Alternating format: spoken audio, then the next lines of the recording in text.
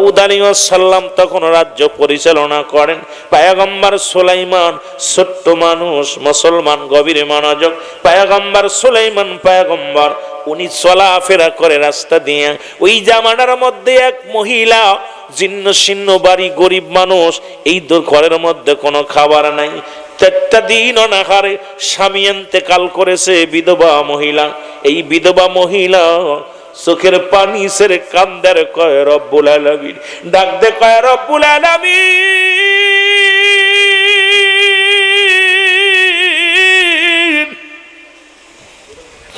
আপনি রিজিকের মালিক, আপনি ধন সম্পদের মালিক, ও আমার আল্লাহ রব্বুল আলামিন গো, আমি মহিলা মানুষ, দুনিয়ার মধ্যে আমার স্বামী নাই। আল্লাহ, আমার স্বামী দুনিয়া থেকে বিদায় হয়ে গেছে, 2টা নাতি নিয়ে 3 দিন অনাহারে, ঘরের মধ্যে কোনো রিজিক নাই, কোনো খাবার নাই। খুব খেয়াল করবেন দরদি বন্ধুরা আমার। আলোচনার মূল শুরু করলাম, কই থেকে শেষ করি কোথায়, খুব দিলের কান্ডা লাগে, শুনতে হবে রে আমার বাবারা, দিলের কান্ডা লাগে, আলোচনা শুনতে হবে। মুসলমান আমার, মা জননী কি করলেন? মানুষের বাড়ি থালা বাসন বা কি করে, ধৌত করে, মানুষের বাড়ি কাজ করে। এই মুসলমান ধোয়া পাইলা করে, বিনিময় যা পায়, নাতি 2টা নিয়ে খানা খাওয়ায়, কিন্তু 3 দিন কোনো কাজ পাই নাই, অনাহারে মা জননী আসে। এবার চিন্তা করে, আল্লাহ এইভাবে বসে থাকলে আমার জন্য আমি ভাবি না, তুমি রিজিকের মালিক, তুমি হায়াতের মালিক, সম্পদের মালিক। আল্লাহ তোমার রাস্তায় বাইর হয়ে যায়, 3টা দিন কোনো কাজও পাই না, সন্তানদের খাওয়াইতেও পারি না। এই নাতি 2টা লইয়া করবো খুব কষ্টের মধ্যে আছি। আল্লাহ তুমি একটা কাজের সন্ধান করে দিও। রওনা দিলেন, সারাদিন কাজের জন্য বাড়ি বাড়ি রওনা দিলেন। যা বলো বাবারা মারা, আমি কাজ করব, বিনিময়ে কিছু খাবারের ব্যবস্থা করে দিবা। বুড়িমার ডাকে কেউ সাড়া দেয় না, বুড়িমা ক্লান্ত হয়ে গেলেন। এবার মুসলমান আসরের নামাজও শেষ হয়ে গেল। বুড়িমা চোখের পানি ছেড়ে কান্দে, আল্লাহ আমি আমার নিজের জন্য ভাবি না, ঘরের মধ্যে 2টা নাতি ছেলে আছে, আল্লাহ তুমি রিজিকের মালিক। সারাদিন ভরে দাঁড়ে দাঁড়ে বেড়াইলাম, কোথাও কোনো রিজিকের সন্ধান পাইলাম না। রব্বুল আলামিন, সন্ধ্যা লাগবে, এখন রাত নেমে আসবে, নাতি 2টা খাবার চাইলে কোথায় পাবো রে আল্লাহ? একটু খাবারের ব্যবস্থা জোগাড় করতে পারলাম না। চোখের পানি এগুলো ছেড়ে ছেড়ে কাঁদতে লাগছে রে মুসলমান। এমন সময় এক ভিতর থেকে এক মেয়ে ডাকতে বলো, বুড়িমা তুমি কাজ করবানি? যদি তুমি কাজ করো, কাজের বিনিময়ে তোমাকে আমি কিছু আটা দিব, তুমি কি কাজ করো বা খাবার দিতে পারবো না? কিছু শুধু আটা দিব, এইটা বাড়ি নিয়ে বানাই খাবা, রুটিও বানাই দিব না, খাবারও দিতে পারবো না। যদি কিছু আটা দিব, এর বিনিময়ে যদি আমার বাসনগুলো ধুয়ে দাও, তাহলে কাজ করতে পারো। বুড়িমার মুখে একটা হাসি ফুটছে, আমার আল্লাহ তোমাকে স্মরণ করার সঙ্গে সঙ্গে তুমি কিছু আটার ব্যবস্থা করে দিছো আমার আল্লাহ। এই আটাগুলো নিয়ে রুটি বানাইয়া আমার নাতিদেরকে দিব, নাতিরা খাইব। ও রব্বুল আলামিন অত্যন্ত খুশি হইয়া কাজ করলেন। ওরে মুসলমান, ক্লান্ত দেহ নিয়ে 3 দিন অনাহারে, 3 দিনের অনাহারে বুড়িমা কি করলেন? কাজ করলেন। কাজ করিয়া কিছুটা আটা পাইলেন, আটাটা লইয়া একটা পাতিলের মধ্যে নিয়ে মাথার মধ্যে লইয়া রওনা দিলেন। এমন সময় মুসলমান এমন একটা বাতাস আসলেন, খুব খেয়াল করবেন মুসলমান, গভীর মনোযোগ। এই বাতাসটা বুড়িমার গায়েও লাগে নাই, গায়ের কাপড়েও লাগে নাই, শুধু ভিতরের পাতিল থেকে আটাগুলো উড়াইয়া সঙ্গে সঙ্গে নিয়ে চলে গেছে। জোরে জোরে চিল্লায় বলা যাবে না আল্লাহু আকবার। বুড়িমা দেখে বাতাসে সমস্ত আটাগুলো উড়াইয়া নিয়ে গেছে। এই বুড়িমা চিন্তা করে, আল্লাহ তুমি কি আমার কপালে রিজিক লিখে রাখছো না? আমারে কি তুমি না খায়া রাখবা? আমার ওই নাতিগুলোরে তুমি কি না খায়া রাখবা? আল্লাহ তোমার মহিমা বুঝলাম না।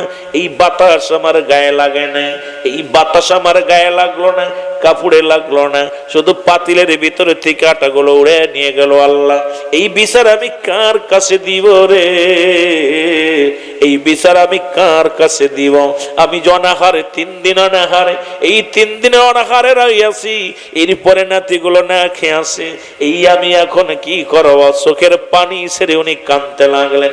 এমন হাঁটতে হাঁটতে দেখে পয়গম্বর সুলাইমান, ছোট্ট মানুষ, ডাক দেখো বুড়িমা তোমার চোখে কেন পানি? সুবহানাল্লাহ বলেন আর একটু জোরে। ছোট্ট মানুষ পয়গম্বর সুলাইমান কয়, মা গো তুমি কাঁদছো কেন? কয় বাবা তোর কাছে কি কমু, তুই ছোট মানুষ, আমার এই কান্নার কি আর কথা বুঝবি তুই? পয়গম্বর সুলাইমান ডাক দিয়ে কয়, বুড়িমা তোমার কান্নার ধারণ ভালো না, একটু বলো তোমার কান্নার ধারণ ভালো না গো মা। বুড়িমা কয়, বাবা কেন ধারণ ভালো থাকবে রে বাবা?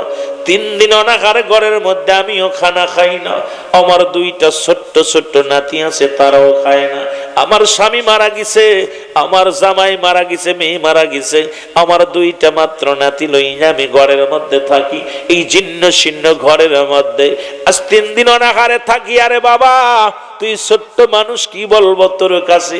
3 দিন অনাহারে রয়েছি, কেউ আমার খাবার দেয় না, আজ আল্লাহর নামে বাইর হয়ে গেলাম। ও আমার যুবক বন্ধুরা শুনে নাও, শুনে নাও, শুনে নাও, যখন আল্লাহর নামে বাইর হইয়া সারাদিন পার হয়ে গেল, কেউ কাজ দেয় না, এই শেষ বেলায় আসি এক মেয়ে, এক বাড়িওয়ালা আমাকে ডাক দিয়ে কিছু বাসন ধোয়া কিছু আটা দিয়েছিল, সেই আটাটা লইয়া মনের আনন্দে আমি রওনা দিয়েছিলাম বাড়িতে যে আটাগুলো গোলাইয়া রুটি বানাইব, নাতিগুলোর দিব, নিজেও খাবো, এই চিন্তা করে যখন রওনা দিয়েছিলাম, হঠাৎ করে দেখি একটা বাতাস আসি, আমার গায়েও লাগে নাই, কাপড়ে লাগে নাই, গায়ের কাপড় পোশাকটা পর্যন্ত নড়ে নাই, শুধু পাতিলের ভিতরে থেকে আটাগুলো উড়ায় নিয়ে গেছে। এই দুঃখ আমি কারে বলবো, কার কাছে বিচার চাইব?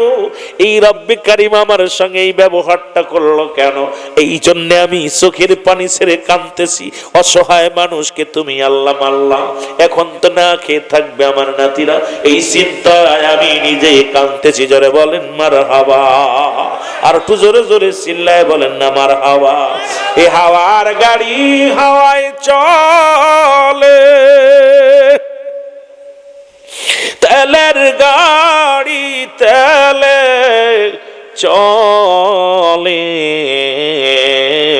ওর বিনা তেলে চালাই গাড়ি নবী সুলাইমান, আমরা সেই মুসলমান, আমরা তথ্যে মুসলমান। পয়গম্বর সুলাইমান ডাকতে বলো, বুড়িমা বুড়িমা গো, এই রাজ্যের খলিফাকে তুমি জানো নি? সেই খলিফার কাছে বিচার দাও, তোমার আটা চুরি হয়ে গেছে। বুড়িমা কয়, বাবারে এই রাজ্যের যিনি খলিফা তারে আমি ভালো চিনি না, তবে নাম শুনেছি। মা গো তুমি নামটা বলো। কয় নামটা হলো হযরত দাউদ আলাইহিস সালাম, তিনি হলো এই রাজ্যের খলিফা, তিনি একজন নবী। কয় বুড়িমা তুমি নামটা ঠিকই বলেছো, জীবনে দেখছো নি? কয় না তো কোনোদিন দেখি নাই। ডাক দে কয়, বুড়িমা আমি দাউদের একমাত্র ছোট্ট সন্তান, আমি ছোট্ট শাহজাদা। ও বুড়িমা আমি হলাম দাউদ নবীর সন্তান, চলো যাই এই দাউদ আলাইহিস সালামের কাছে বিচার লইয়া। তোমার আটা কেন নিয়ে গেল? ওই আটার বিনিময়ে 3 দিন অনাহারে আসো, এর একটা বিচার হবে। বুড়িমা চলো, দেরি করো না, তুমি আমার সঙ্গে চলো। দাউদ আলাইহিস সালামের কলিজার টুকরা সুলাইমান পয়গম্বর উনি আগে আগে রওনা দিলেন, পিছে পিছে বুড়িমা যায়। যাইয়া দাউদ আলাইহিস সালামের কাছে এইবার বাবা ডাকতে বলে, বুড়িমা ওই যে আমার আব্বা, যান যান যান, যে আমার আব্বার কাছে নালিশ দেন, দেখি আমার আব্বা কি বিচার করে। জোরে জোরে চিল্লায় বলা যাবে না মারহাবা। সব ছেলে দেখেন, আদর্শবান ছেলে। কয় মা তুমি আমার আব্বার কাছে বিচারটা নিয়ে যাও। কয় বাবা বিচার কার বিরুদ্ধে? কেউ তো আমি দেখি নাই কে নিয়ে গেছে, খালি দেখছি মা পাতিল বইরা নিয়ে এলাম, হঠাৎ করে একটা বাতাস আসলে সব লয়ে গেছে, আমি কার বিরুদ্ধে নালিশ দেবো? বাতাসের বিরুদ্ধে নালিশ দিয়ে মায়ের খামো, বাতাসটা কি ধরা যাইব? পয়গম্বর সুলাইমান কয় মা গো তুমি টেনশন করো না, যাও, উনি নবী মানুষ, এরপরে নবী তারপরে পয়গম্বর, দেখবে একটা ফয়সালা দিমু, বিচার করমু, যাও। নিয়ে গেছে, সাইদা সাইদা নিয়ে গেছে। পয়গম্বর সুলাইমান পয়গম্বর দাঁড়া আছে রে, বুড়ি মাতে সালাম দে, আসসালামু আলাইকুম আল্লাহর নবী দাউদ। ও পয়গম্বর দাউদ রে, দাউদ আলাইহিস সালাম বলে আলাইকুম আসসালাম বুড়িমা। ও বুড়িমা তুমি কি চাও? কয় বাবারে আমি একটা নালিশ, একটা বিচার নিয়ে তোমার দরবারে আসি। এদিকে কি নালিশ বলো মা? কয় আমি 3 দিন অনাহারে, আমার নাতিগুলো না খেয়ে আছে, কেউ কাজ দেয় না। বিকেল বেলা আমি আল্লাহর নামে বাইর হয়েছিলাম। ও মুসলমান শুনে নাও, চিন্তা করলাম আল্লাহ আজকে খাওয়াইলে খাবো, না খাইলে না খাবো। আমি সেই রব্বে কারিমের কুদরতি নাম নিয়ে বাড়ি থেকে বাইর হলাম। ওই এক কাজ সারাদিন দূর হয়ে গেল, বিকেল বেলা একটা কাজ পাইলাম, বিনিময়ে কিছু আটা পাইলাম। এই আটাটা নিয়ে মনের আনন্দে যখন বাড়ির দিকে রওনা দিয়েছিলাম, এই আল্লাহর নবী দাউদ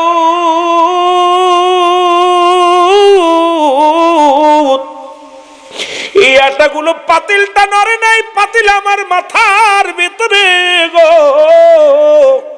অত চাটাগুলো কে যেন কে বাকারা নিয়ে গেছে। এদিকে আমি পাতিলটা নিচে করে দেখি একটাও নাই। আমি আপনার কাছে বিচার চাই, আমার আটাগুলো চাই, আমার ছোট ছোট মাসুম বাচ্চাগুলো না খেয়ে আছে। দাউদ আলাইহিস সালাম ডাকতে বলে উজির কোথায় রে? এই মহিলা গরিব মানুষ, 3 দিন অনাহারে আছে, 2 বস্তা আটা নিয়ে আয়, তাড়াতাড়ি নিয়ে আয়। 2 বস্তা আটা নিয়ে এই মহিলার বাড়ি পর্যন্ত পৌঁছাই দিয়ে আসবি, কারণ ইনি গরিব মানুষ, গায়ে বলা নাই, টানতে পারবে না। এই দুজনের 2 বস্তা মাথায় নিয়ে যখন রওনা দিছে, পথের মধ্যে মুসলমান শুনে নাও, সুলাইমান পয়গম্বর দেখি বুড়িমা খুব আনন্দে মুখে হাসি, খুব হাসতে হাসতে পিছনে পিছনে আসে। আর 2জন পার উজির এবং উজিরের সঙ্গে 2জন 2 বস্তা আটা নিয়ে সামনে রওনা দিয়ে চলতেছে। ডাকতে বলে বুড়িমা দাঁড়াও, ও বুড়িমা দাঁড়াও গো। বুড়ি কয় বাবা আবার কিসের জন্য দাঁড়া করলি? কয় মা গো কি বিচার? দাউদ আলাইহিস সালাম কি বিচার করছে বলো? কয় মা গো বিচার, বাবা বিচার আমি ভালো পাইছি, আমি খুশি। কয় তুমি খুশি হলি তো চলবে না, আমার দেশের অবস্থা ভালো করে শুনবেন বাবা, গভীর মনোযোগ। কয় তুমি খুশি হইলে তো চলবে না মা। কি কি হয়েছে বলো? কয় বাবা রে, তোমার আব্বার কাছে আমি যখন বিচার দিলাম, তোমার আব্বা এত ভালো মানুষ আমার আগে জানা ছিল না। তোমার আব্বার মতো মানুষ এই দুনিয়ার মধ্যে আর বুঝি কেউ নাই।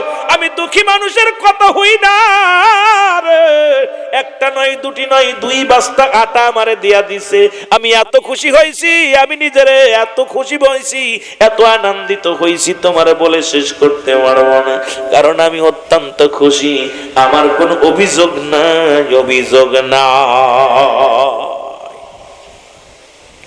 সুলাইমান পয়গম্বরকে মা তুমি তো স্বার্থলোভী, পাইছো আর ভুলে গেছো, তোমার আটা যে চুরি করলো সে চোরের বিচার কি হয়েছে?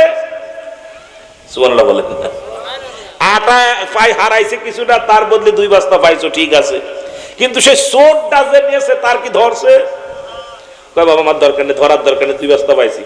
আমার দেশে নেতাদের অবস্থা, পকেটে খালি কিছু আলি হয়, কিডা মূল্য আর কিডা গেল দেখার সময় নেই। জনগণ ঠিক কিনা? খালি নিজের পকেটে আসলে হয়। জনগণকে বাঁচলো আর কে মূল্য দেখার সময় আছে? কথা কয় না রে, সময় আছে? যেটা ফালাফালি করে তারা দিয়ে পকেটের মধ্যে 500, চুপ করে থাক 1000, ওইটার কথা করে জিগাইলি কার ধুর বাদ দে। যোগে যোগে যায় যতদিন, যোগে যোগে যায় যতদিন। পয়গম্বর সুলাইমান পয়গম্বর ডাক দিয়ে কয় বুড়িমা গো, ও বুড়িমা তুমি 2 বস্তা আটা পাইয়া মনের সুখে রওনা দিলা রে, কিন্তু যে চুরি করলো সেই চোরের বিচার হয় না। কয় বাবা আমার বিচারের দরকার নেই, আমি পাইছি, আমি অত্যন্ত খুশি, 2 বস্তা পাইছি। কয় বস্তা? চোরের বিচার দরকার নাই, এই চোরের বিচার করে লাভ নাই। পয়গম্বর সুলাইমান কয় বুড়িমা তুমি ছাড়লে তো আমি ছাড়তে পারি না, আমার আব্বা একজন নবী, তারপরে দেশ পরিচালনা করে, আমার বাবা অন্যায় বিচার করিয়া তোমার 2 বস্তাটা দিছে, তুমি খুশি, কিন্তু চোরের কোনো বিচার হয় নাই, এটা কি বিচার হয় আমি সুলাইমান না দেখে ছাড়তাম না। ছোট্ট মানুষ। বুড়িমা কয় বাবা থাক, আমি খুশি তো বাবা, যাব না। মা আসো, তুমি এর একটা ভিত করতে হইব, তুমি আটা নাও, খুশি, আরো 10 বস্তা দিব, ভয় নাই, তোমার যত লাগে নাও, কিন্তু এটা হইলো কি, করলো কি, এইটা আমার জানার দরকার। সুবহানাল্লাহ বলেন না। পয়গম্বর সুলাইমান ডাক দেখে, যা ডাক দেখি আমার পিতা, হে আল্লাহর নবী দাউদ আলাইহিস সালাম, শোনো গো, আপনি একজন পয়গম্বর, আমি একজন প্রজা, আমি আপনার কাছে সন্তান হিসেবে দাবি করব না, আমি আপনার ছোট্ট ছেলে, আজকে ছেলে বলে কোনো বিচার পাইছি না, আজকে আমি একজন আপনার প্রতিনিধি হিসেবে, কারণ আমি একজন প্রজা হিসেবে, আপনি রাজা আমি প্রজা, সুতরাং আমার এক মায়ের সঙ্গে যা হয়েছে এর বিচার আমার কঠিন বিচার করা লাগবে, আপনি থাক বাড়িতে বিচার করবেন, আমি মানতে পারি না। মারে 2 বস্তা বাটা দিছেন, মা খুশি হয়ে রওনা দিছে, কিন্তু মায়ের সঙ্গে দুর্ব্যবহারটা কে করলো, অসহায় মায়ের সঙ্গে যে এই বাটপারিটা কিডা করলো, এইটার বিচারটা আমি চাই, না করলে আমি কিন্তু আপনার বিরুদ্ধে অ্যাকশন নিতে এখনই প্রস্তুতি। দেখছেন নি, ন্যায় পরায়ণ কোরআন হাদিস দিয়ে দেশ চালাইলে কোন অবস্থায় যায়। আমরা এইটা হইতো না। সুলাইমান পয়গম্বর বাবা দাউদ আলাইহিস সালাম, বাবা তুই ছোট মানুষ, এইটা নিয়ে কি বাবা, ওনার আটা উড়ে গেছে, 2 বস্তা দিছি, বেটা খুশি চলে গেছে, তুই আবার কি তার দরকার। বাবা এইটা হইতো না, তুমি প্রজা, তুমি রাজা, আমরা প্রজা, আর একজন প্রজার সঙ্গে এইরকম অবস্থা হইছে, এর যদি আপনি বিচার না করেন রব্বে কারীমের দরবারে আপনি ধরা পড়ে যাবেন। একে আজকে দিছেন, খুশি করে দিছেন, এই লোকটা যে চুরি করলো, চুরির অভ্যাস হয়ে গেল, কি হয়েছে এটা জানতে হবে না। সুবহানাল্লাহ বলেন না, আরো জোরে। পয়গম্বর দাউদ আলাইহিস সালাম ডাকতে বলে বাবা সুলাইমান শোনো, বলে আব্বা জান কি শুনবো বলেন। বলে বাবা এই বাতাসে উড়ে নিয়ে গেছে, আটাটা উড়িয়ে নিয়ে গেছে বাতাসে। ডাকতে বলে বাবা এই বাতাসে কেন উঠায় নিয়ে গেল, আর বাতাসের বিচার না করা পর্যন্ত আপনার বিচার আমি মানি না। আপনি যতই যা দেন, এই বাতাসের বিচার হবে, কেন উড়াইলো এর বিচার আগে করতে হবে, কেন উড়াইছে এর বিচার করা লাগবে। আমার ভাইরা, আমার বন্ধুরা, আমার সুলাইমান পয়গম্বর ধ্যান ধরে রইলেন, কিছুক্ষণ চিন্তা করে বলা পর দাউদ আলাইহিস সালাম উনিও চুপ করে রইলেন, পয়গম্বর সুলাইমানও চুপ করে রইলেন। এমন সময় বাতাস এসে দাউদ আলাইহিস সালামকে সালাম দিয়া, আসসালামু আলাইকুম নবী দাউদ রে, ওদিনের ঘটনার জন্য আমি বাতাস দায়ী, কারণ আমাকে আমার রব্বি কারীম হুকুম দিয়েছিল ওই মহিলার আটাগুলো উড়িয়ে আনার জন্য, এই জন্য আমি আটাগুলো উড়িয়ে আনিছি, এই জন্য আমি দায়ী, কারণ আমি ওই মহিলার কাছে না শুই না, মহিলার পাতিলের আটাগুলো উড়িয়ে নিয়ে গেছি। ও দাউদ আলাইহিস সালাম, আমি সেই বাতাস। পয়গম্বর সুলাইমান পাশে বসে আছে, কাব্বা জান যেহেতু বাতাস স্বীকার করছে এই কারণটা, এইবার আপনাকে এখন বিচার করা লাগবে আব্বা, কড়াকড়ি বিচার করা লাগবে, কেন উড়িয়ে নিয়ে গেল এটা জানতে হবে। এবার মুসলমান বসে আছে, 2 বাপ বেটা এক জায়গায় দাঁড়িয়ে আছে, বসে আছে। এমন সময় মুসলমানের কয়েকজন মণিপণি বিশাল একটা জাহাজ আসিয়া ও মুসলমান ঘাটে আসিয়া থামালেন। হযরতে দাউদ আলাইহিস সালাম দেখলেন রে বিশাল একটা জাহাজ আসিয়া নদীর কূলে দাঁড়াইলেন। কয়েকজন বণিক জাহাজ থেকে নেমে বলে, আপনারা কি এই এলাকার মধ্যে, আপনারা শুনে নেন এই এলাকার মধ্যে রাজাকে, এই দেশ পরিচালনা করে কি? লোকজনে বলে এই দেশ পরিচালনা করে হযরত দাউদ আলাইহিস সালাম, আমরা আপনার তার কাছে নিয়ে চলেন। এবার কয়েকজন বণিক চলে আসলেন দাউদ আলাইহিস সালামের কাছে। দাউদ আলাইহিস সালাম আসার পর, ও আমার যুবকেরা শুনে নাও, শুনে নাও। দাউদ আলাইহিস সালামের কাছে বনিবেরা আসিয়া বললেন, হুজুর আমরা আপনার কদমের মধ্যে আসছি। বলে কেন আসছেন? বলে আসি এই কারণে, আজকে জাহাজ ভর্তি যত মালামাল, এই জাহাজের মধ্যে আটা আছে, চাউল আছে, ডাউল আছে, স্বর্ণ আছে, অনেক কিছু আছে, কোটি কোটি টাকার সম্পদ আছে, এগুলো আপনার রাজ্যে আমরা দান করার জন্য আসি, এই দানটা আপনার নিতে হবে। এইবার বনিবেরা যখন কথাগুলো বলছে, দাউদ আলাইহিস সালাম বনিবের মুখের দিকে তাকায় আছে, ডাকতে বলে তোমরা কি বলতে চাও? বলে হ্যাঁ শোনেন, ওই মহাসমুদ্রের মাঝে যখন তুফান শুরু হয়ে যায়, যুবক বন্ধুরা শোনো, যখন বিশাল উতাল পাতাল শুরু হয়ে গেছিল, আমরা কেউ বেঁচে আর ফেরবো না, মায়ের কোলে আর ফিরে আসবো না, বিবির কাছে আর ফিরে আসবো না। তখন আমরা প্রতিজ্ঞা করেছিলাম, আল্লাহ এইবার যদি আমরা এই জাহাজটা নিয়ে মালামাল নিয়ে যদি বেঁচে ফিরতে পারি, আমাদের সমস্ত মালামাল এই রাজ্যের যিনি প্রধান তার কদমে আমরা দান করে দিব, একটা মালামালও নিব না। তখন মুসলমান দাউদ আলাইহিস সালাম ওনাদের মুখের দিকে তাকাইলেন। এরপরে আমরা যখন মানতটা করলাম, যখন আল্লাহর কাছে বললাম, আল্লাহ তুমি আমাদের দয়া ভিক্ষা করো, আমাদেরকে দয়া করো আল্লাহ, যত মালামাল আছে সব এই রাজ্যের প্রধানের দরবারে দিয়ে দিব, উনি যেন গরিব মিসকিনকে বন্টন করে দেয়। দাউদ আলাইহিস সালাম বললেন, উজির যাও যাও, ওই জাহাজের যত মালামাল আছে সব কিছু নামিয়ে আনো, নামিয়ে আনিয়া সব প্রজাদেরকে ভাগ করে দাও। এমন সময় বাতাস বলে, আসসালামু আলাইকুম নবী দাউদ, দাঁড়াও। সুবহানাল্লাহ বলেন না। দাউদ আলাইহিস সালাম দাঁড়িয়ে গেছে, পয়গম্বর সুলাইমানও পাশে দাঁড়িয়ে আছে। দাউদ আলাইহিস সালামকে বাতাস ডাকতে বলে, হুজুর এই মালামাল কারে ভাগ করে দিবেন? কেউ এর মালিক নয়, এই দাবিদার নয়। শুনে নেন, শুনে নেন, ওই যে মহিলার আটাগুলো আমরা নিয়ে গেছিলাম উড়াইয়া, ওই দিন আমার মুসলমান শোনো, আমরা বাতাস ওই সমুদ্রের মধ্যে যখন বনিবেরা ভয় মৃত্যুর সাথে যখন মৃত্যু সজ্জায় সজ্জিত হয়েছিল, সবাই মারা মেরে ডাক দিয়েছিল, আল্লাহ আমাদের সন্তান আদি আছে, বিবি আছে, মা আছে, বাবা আছে, তাদেরকে এতিম বানাইয়া রব্বুল আলামিন এই সাগরের মধ্যে মৃত্যু হবে রে। একটা চিৎকার মেরে যখন কেঁদেছিল আমার আল্লাহ, তখন আমরা বাতাস ওই পথে যাইতেছিলাম, ওই জাহাজের উপরে দিয়া উঠতেছিলাম, রব্বি কারীম হুকুম দিয়েছিল, বাতাস যাও যাও। ওই না জাহাজের এক পাড়ে ভেঙে গেছে, একটু জায়গা ফুটা হয়ে গেছে, যদি পানি ওঠে তাহলে সবাই মারা যাবে, তাড়াতাড়ি বন্ধ করো হুকুম দিয়েছিলেন। তখন ওই মহিলার ওই আটার যখন যে ওই পাতিলের মধ্যে যতগুলো আটা ছিল, আটাগুলো উড়ায়া নিয়ে ওই না জাহাজের তলির মধ্যে দিয়ে দিয়েছিলাম, ওই চলি দিয়া পানি ওঠা বন্ধ হয়ে গেছিল। যেহেতু ওই মহিলার আটা নিয়ে আমি ওই জাহাজের ছিদ্রা বন্ধ করেছি, সুতরাং এই যে জাহাজে যত মালামাল, এই মালামালের দাবিদার কেউ না, মালিক কেউ না।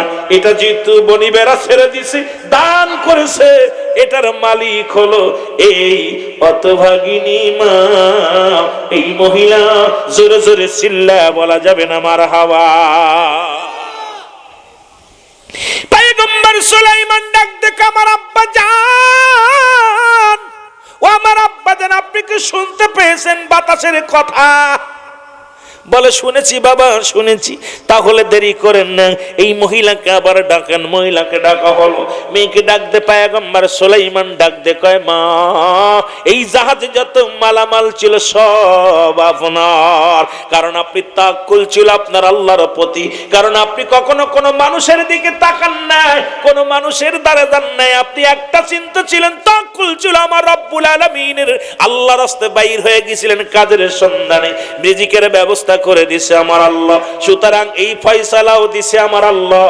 সুতরাং ও মুসলমান শুনে নাও, ওই বনি ইসরাইল মানুষদেরকে বুঝাইলেন, দুনিয়ার মানুষ শোনো, দুনিয়ার মুখাফিক্কি হয় না, আল্লাহর মুখাফিক্কি হও, কারণ তিনি হায়াতের মালিক, তিনি রিজিকের মালিক, তিনি আসমানের মালিক, জমিনের মালিক, মৌতের মালিক, সব কিছুর মালিক। আজকে দুনিয়ার মধ্যে আমরা শুধু হট্টগোল আর জঞ্জাল খেসখেসে নিয়ে পড়ে আসি। এই জন্য আমি বললাম, কুল্লুমান আলাইহা ফান, আল্লাহ কয় বান্দারে এই জমিনের মধ্যে যা কিছু আছে সব আমি চূর্ণ বিচ্ছিন্ন করে দিব।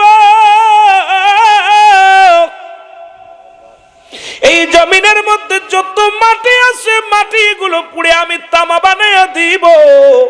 এই জমিনের মধ্যে যত পানি আছে সব পানিগুলো আমি পোড়ায় ছাই বানাইয়া দিব। যেদিন কিচ্ছু বলতে কিচ্ছু থাকবে না, সেদিন থাকবে শুধু আমার আল্লাহ। আল্লাহ কয় বান্দারে সেদিন থাকবো শুধু আমি, আর আমি থাকবো আমার নবীর ভালোবাসা নিয়া। জোরে জোরে চিল্লায় বলা যাবে না মারহাবা। মহব্বতের সঙ্গে দুরূদ শরীফ পড়ুন। আল্লাহুম্মা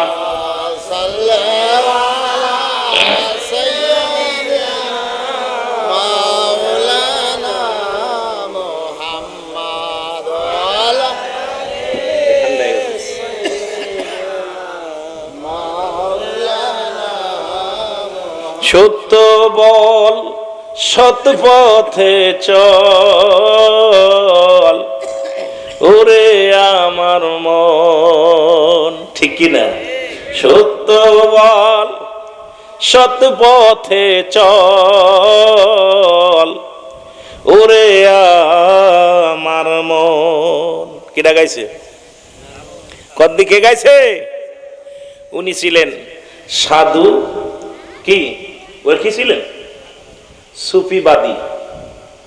সুফিবাদী, সুফিবাদ আর সুফিবাদী দুইটা পার্থক্য। সুফিবাদ পৃথিবীর মধ্যে অসংখ্য আল্লাহর ওলিরা, আর সুফিবাদী সেনকাটার মেরে ফেললো যে ওটা সুফিবাদী ছিল, বদমাইশ। সুফিবাদীরা হলো বদমাইশ, শরিয়ত মানে না, তরিকাত এই চলার পথ, এটা সারা কিয়ামত পর্যন্ত চলবে এটাও মানে না। কথা বুঝছেননি? এদের কাছে আছে মরার পথ, মারির পথ, ঠিক কি না? এটা হলো সুফিবাদ আর এটা সুফিবাদী, ঠিক কি না? সুফিবাদ যারা শরিয়াতের কখনো ঘর খেলাপ কাজ করে না। শরিয়াত, তরিকত, হাকিকত, মারিফত, ইসলাম, ঈমান, ইহসান এই চারটার পর অটল থাকে। সুবহানাল্লাহ বলেন না? আরো জোরে। অনেক ওয়াজ, সময় দেওয়ার 20 মিনিট আছে, কারণ 12টার আগেই ছাড়তে হইব। তো আমার বাবারা, শরিয়াত, তরিকত, হাকিকত, মারিফত, একটা হলো ইসলাম, ঈমান, ইহসান। মারহাবা বলেন না? আরো জোরে বলেন। ইহসান লিখতে, ইহসান যেটা আমাদের বিশ্ব জাকের মধ্যে ইসলাম, ঈমান, ইহসান। সুবহানাল্লাহ বলেন না? সুফিবাদ আর সুফিবাদী, একটা হলো সুফিবাদ আর একটা সুফিবাদী। বর্তমান এই সুফিবাদীদের জন্য অসংখ্য হক্কানি ওলি আল্লাহর সুনাম নষ্ট হচ্ছে। যারা বলেন ঠিক কিনা? আর একটু জোরে বলেন। এই সুফিবাদী ছিল লালন, কি ছিল? কথা বলেননি? সুফিবাদ ছিল না। সুফিবাদ যারা শরীয়তের রকম ছাড়বে না, তাদের কাছে নামাজের গুরুত্ব, তাদের কাছে এই মরার পথ নাই, তাদের কাছে এই মারেফাত, এই যে তরিকত, শরিয়াত, তারা শরিয়াতের গুরুত্ব, সুফিবাদ যারা, এদের কাছে শরিয়াতের গুরুত্ব ছিল কঠিন ভাবে। তারা কখনো শরিয়াতের কোনো ঘর খেলাপ কোনো কাজ করে না। সুবহানাল্লাহ বলেন না? আর একটু জোরে বলেন। সুফিবাদ যারা, এরা শরিয়াতের কোনো ত্রুটি, শরিয়াতে নামাজ, রোজা, হজ, যাকাত, ইসলাম, ঈমান, ইহসান, এক কথায় কালেমা, নামাজ, রোজা, হজ, যাকাত, এই যে ইসলামের 5টি স্তম্ভ, এই 5টি স্তম্ভই তাদের মধ্যে পাওয়া যায়। সুবহানাল্লাহ বলেন না? এরা কি? এরা হলো সাধনা করতে করতে সুফিবাদ হয়ে যায়। আর সুফিবাদী হলো সে নিজেরে খুব পণ্ডিত মনে করে, নিজেরে লুকিয়ে রাখে দুনিয়ার মধ্যে জিনা, ব্যভিচার এবং বেপর্দা, বেহায়াপনা, নারী পুরুষ একত্রিত করে নাচা গাওয়া ইত্যাদি ইত্যাদি। যার ভিতরে শরিয়াতের রকম নাই, যার ভিতরে আছে সম্পূর্ণ ভণ্ডামি। জোরে বলেন ঠিক কিনা? আর একটু জোরে বলেন না? এই দেশে, বাংলাদেশটা সুফিবাদদের দেশ। এই দেশটার মধ্যে সুফিবাদ যারা ছিলেন, দেখবেন অসংখ্য আল্লাহর ওলিরা এই দেশে যারা ইসলাম প্রচারের জন্য যাদের ভূমিকা ছিল এই দেশের মধ্যে, তারা কিন্তু শরিয়াতের কোনো কিছু একটা রকম ছাড়ে নাই। জোরে বলেন ঠিক কিনা? কষ্ট হচ্ছে আপনাদের? কথা বলেন না কেন? শরিয়াতের একটা কোনো ছাড়ে নাই। এই জন্য আমি আপনাদেরকে বলবো, যারা সুফিবাদে বিশ্বাস, তার এক নম্বরে নামাজের প্রতি গুরুত্ব দিতে হবে, ঠিক কিনা? কাফের এবং মুসলমানদের মধ্যে পার্থক্য হলো নামাজ। কাফেররা নামাজ ছাড়ে, মুসলমান নামাজ ধরে। এখন আপনি সুফিবাদ যারা, তাদের নামাজ লাগে না, নামাজও পড়ে পূজাও করে, নামাজও পড়ে পূজাও করে। কথা বুঝেননি? ওদের কোনো ধর্মের ভিতরে ওদের কোনো মোটামুটি, ওরা যে হিন্দু না বৌদ্ধ না খ্রিস্টান না ইহুদি না নাসারা, এগুলো বুঝা বড় কঠিন। শরিয়াতে যে ব্যক্তি শরিয়াত ছেড়ে দিল সে কাফের। আর তোর বাবারা তরিকা যেটা চলমান অবস্থায় চলবেই, চলন্ত থাকবে কিয়ামত পর্যন্ত, সেই তরিকা কোনটা? রাসূল পাক সাল্লাল্লাহু আলাইহি সাল্লাম যে তরিকার উপর অটল ছিলেন, সাহাবীরা যে তরিকার উপর অটল ছিলেন, কিয়ামত পর্যন্ত এটা থাকবেই, চলবেই। মারহাবা বলেন না? আর একটু জোরে বলেন। কিন্তু সুফিবাদী যারা, এরা কিয়ামত পর্যন্ত জারি থাকবে, শয়তানের আকড়াও থাকবে, আল্লাহর কথাও থাকবে। কারণ তাদের ভিতরে ন্যূনতম কিছু যদি পান, কিছু পাইলে সেইটার প্রতি আপনারা আঁকড়ে ধরেন। কারণ যে ব্যক্তি শরিয়াত ছেড়ে দিছে সে কাফের। আমার পীর কেবলা জান বলছে, বাবা যে ব্যক্তি নামাজ পড়ে না সে আগুনের পর হাত দিলে পড়ে না, ওটা ভণ্ড। এই জাকের বাইরে কথা বলে সত্য কথা বুঝে। কেবলা জান হুজুর বলছে, বাবা যারা নামাজ পড়ে না, নামাজ যারা পড়ে না, তারা যদি অনেক ভণ্ডরা আছে, তারা পানির পদ্মে ভেসে যায়, পানির পদ্মে ভেসে যায়, ডোবে না, আগুনের পর হাত রাখলে পড়ে না, নামাজ তারা পড়ে না, কিন্তু এরা ভণ্ড। তা আমি দেখলাম আপনাদের এই এলাকায় যারা পিটিয়ে মারছে, দেখলাম যদিও শরিয়াতে মানুষ হত্যা মহাপাপ, কিন্তু শরিয়াতের বিধান অনুযায়ী, শরিয়াতের বিধান অনুযায়ী তাকে হত্যা করা ফরজ ছিল। সে তার যে কর্মকাণ্ড করেছে, যে সমস্ত সুফিবাদেরা যে সমস্ত কর্মকাণ্ডে লিপ্ত হয়েছে, শরিয়াতের দৃষ্টিতে যেহেতু মুসলিম রাষ্ট্র, মুসলিম কান্ট্রি, তাতে তাকে হত্যা করা ফরজ হয়ে যায়। আল্লাহু আকবার বলেন না? আমার দেশে অসংখ্য সুফিবাদী যারা এমন একটা অবস্থার পর আমরা আবার এই বললি পর আপনার অনেকে মনে হয় আমি মনে হয় পীর মশায়েকের বিরোধিতা করা শুরু করছি। আমি পীর মশায়েকের বিরোধিতা আমার জীবনে করি নাই, কারণ আমি পীর মশায়েকের ভক্ত, আমিও একজন পীর মুরিদি করি, আমি একজন তরিকাপন্থী মানুষ। কিন্তু বন্ডদের সাফায়, বন্ডদের পক্ষে আমি আপনি কখনো যেতে পারি? জোরে বলেন না। আপনার আওয়াজ জোর হচ্ছে না কেন? শরিয়াত আমার পীর কেবলা জান বলছে, বাবা যারা বেনামাজি তারা আমার মুরিদ না। কথা কি আসা না মিশা? হ্যাঁ জোরে বলেন। এই যে এখন আপনারা জাকের বেড়া যারা নামাজ পড়েন না, এর কারণে কি আপনার একার দুর্নাম হচ্ছে? কার দুর্নাম হচ্ছে? কথা বলেন। আট্টশির দুর্নাম হয়। এখন আপনাদের কারণে চিন্তা করে মনে হয় আট্টশির পীর সাহেব মনে হয় এরকম। কথা বলেন। অথচ পীর কেবলা জান শরিয়াতের কোন রকম হুজুর ছাড়েন নাই। আমার পীর কেবলা জান যখন আজান পড়ে যেত মসজিদে, খোদার কসম, আমার পীর কেবলা জান, আমি ওদের দরবারে ছোট্টবেলা থেকে মানুষ, আমি এখনো আমার বাড়ি আপনাদের একই পাশাপাশি জেলায়, মাগুরা জেলা, আপনাদের বাড়ি ঝিনাইদহ জেলা শোলকোপা, আর পাশাপাশি একদম একই বিভাগের মানুষ। আমার পীর কেবলা জানকে দেখেছি, হুজুর যখন আজান পড়তো শেষ বয়সে আমি দেখেছি আমার পীর কেবলা জান ফুফায় কাঁদতেন, তাড়াতাড়ি হুইল চেয়ারে মুবারকে ঠেলে ঠেলে হুজুরের মসজিদে আনতেন। জামাত, আমার পীর কেবলা যে জামাত তরফ করেন নাই, আজান পড়লে নামাজ জামাতের সঙ্গে আদায় করেছে। সুবহানাল্লাহ বলেন না? আর আপনারা অনেক জাকের আছেন, খালি গান সাগাড়াইতে ঘুরে বেড়ান, নামাজের কাছে যান না। এটা দুঃখজনক ব্যাপার। এর জন্য কিন্তু মানুষ আপনাদের কলঙ্ক দেয়, দুর্নাম দেয়। জোরে বলেন ঠিক কিনা?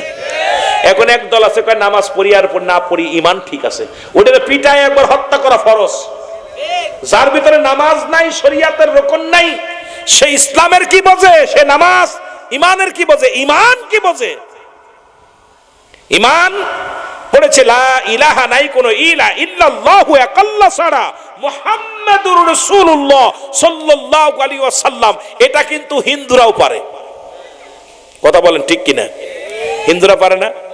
হিন্দুরা কিন্তু পড়ে। এই কালেমা শুধু আমার নবীর না, এই কালেমাটা হচ্ছে আদম আলাইহিস সালামের। লা ইলাহা ইল্লাল্লাহ আদম শফিউল্লাহ, লা ইলাহা ইল্লাল্লাহ ইব্রাহিম খলিলুল্লাহ, লা ইলাহা ইল্লাল্লাহ মূসা কালিমুল্লাহ, লা ইলাহা ইল্লাল্লাহ ঈসা রূহুল্লাহ। সুতরাং সব নবীদের কালেমা ছিল লা ইলাহা, নাই কোনো ইলাহ ইল্লাল্লাহু এক আল্লাহ ছাড়া।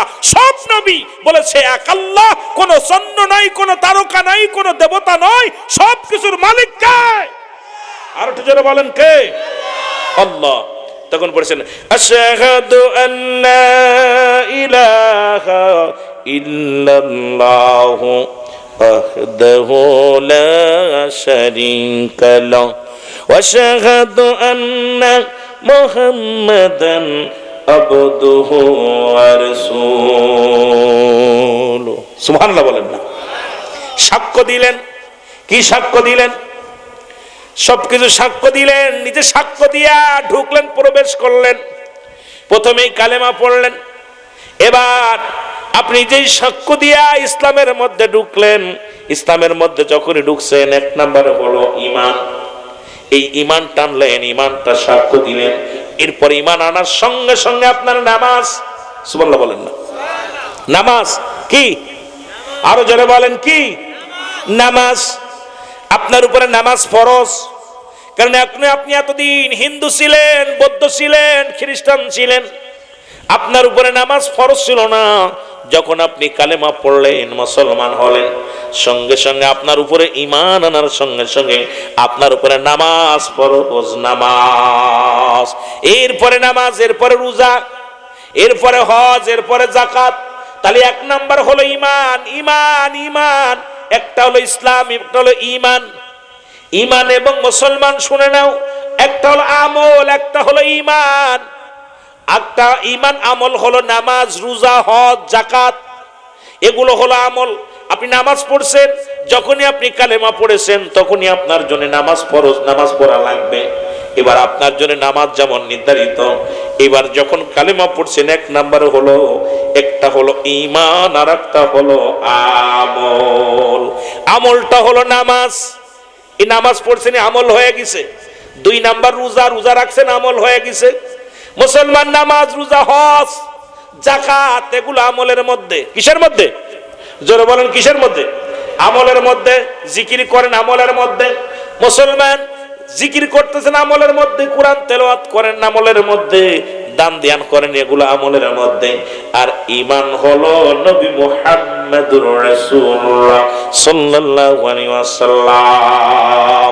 সুতরাং আপনি নবী যখন মানবেন, আমার নবীর অনুকরণ, আমার নবীর অনুসরণ, আমার নবী কোন ভাবে জীবন যাপন করেছে, নবীজি কি আনছে, নবীজি বিধান কি, নবী কি বিধান দিলেন, আল্লাহর বিধানগুলো দিলেন, এগুলো মানা আপনার জন্য তখন অজীব হয়ে যাবে। সুতরাং রাসূলের উম্মত বলে যে দাবি করতে হয়, আমার রসুল যে নিয়মগুলো, রসুল যে ইসলামের বিধানগুলো বলে গেছে, এগুলো আমাদের সবার পালন করতে হবে। যারা বল ঠিক কি না? আমার রসুল মূর্তি পূজারী ছিলেন না, পূজা ছিলেন না, পুজো করছেন না, করে নাই?